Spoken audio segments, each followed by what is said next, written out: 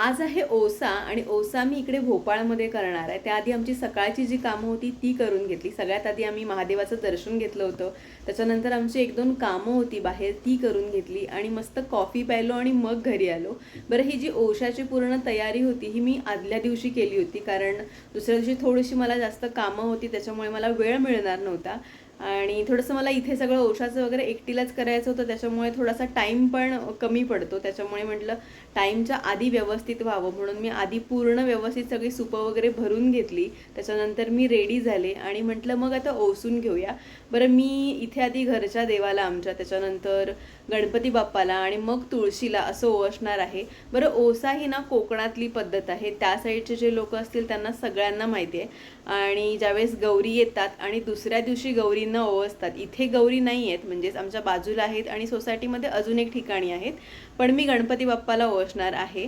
आणि माझा जो पहिला ओसा होता ना तो फार मस्त गेला होता, कारण मी त्यावेळेला निवळीत गेले होते माझ्या माहेरी आणि माझ्या सासरी पण गेले होते, म्हणजे दोन्ही ठिकाणी गावाला होते मी, त्याच्यामुळे अजून मजा आली होती. आणि पहिला ओसा फार मस्त असतो, कारण एकदम 5-5 सुपं असतात, नवीनच ओसा असतो आणि मस्त गिफ्ट्स पण छान छान मिळतात. आणि बस, पहिला ओसा तिकडे झाल्यानंतर मग मी जे माझे नंतरचे जे काही ओसे आहेत ते मी सगळे इकडेच केलेत, कारण ज्या ज्या वेळेला तिकडे गौरी गणपतीला जातो त्यावेळेला तिकडे होतो, नाहीतर मग मी इकडे ओसा भरते.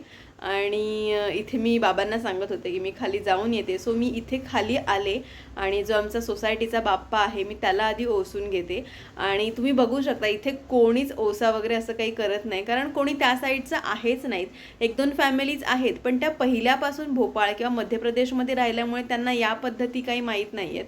आणि येस, मी कोकणातली आहे, मी त्या साईडची आहे आणि ऑफकोर्स आमचं जाणं येणं कायम असतं. देवाधर्माच्या आम्ही ज्या काही परंपरा आहेत त्या सेम आहे, त्याच्यामुळे मी जे जे काही तिकडचं आहे ते मी सगळं इथे करते.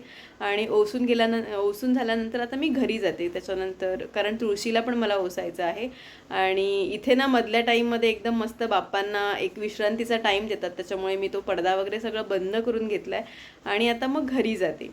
ज्या वेळेला कोकणामध्ये ओसा असतो त्यावेळेला तर अजून मजा असते, कारण आजूबाजूचे पण सगळेजण येतात, सगळे घरातले मेंबर्स असतात, त्याच्यामुळे अगदी भरपूर जणं मिळून ओसा करतात, त्याच्यामुळे ती एक मजा वेगळी असते.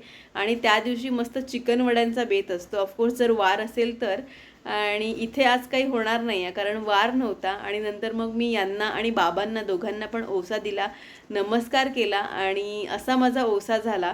बरं, याच्यामध्ये प्रत्येकाच्या रूढी परंपरा काही वेगवेगळ्या असू शकतात, पण आमची ही पद्धत आहे आणि मी ही पद्धत फॉलो करते. तुम्हाला कशी वाटली मला नक्की सांगा. थँक्यू.